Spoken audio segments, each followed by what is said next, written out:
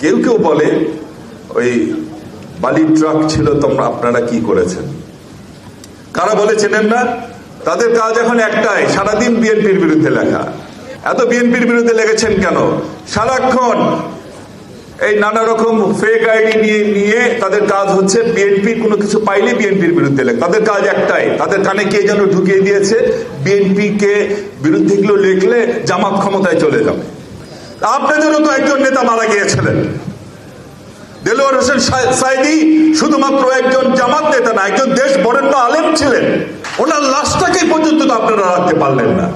এত বড় বড় কথা বলেন কেন? আমাদের মুখ খোলাবেন না, বললে মুখ খুললে কিন্তু অনেক কথাই আমাদের বলতে হবে।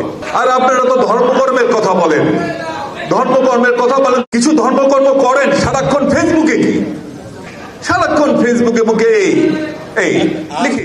মন থেকে চাই তরুণ ছেলেরা একটা মনে শখ জেগেছে একটা রাজনীতি করার, করুক, কিন্তু কথাবার্তা গুলো তো একটু ভালোভাবে বলতে হবে। এমন কথা বলো কেন যা আমাদের উত্তর দিতে হয়?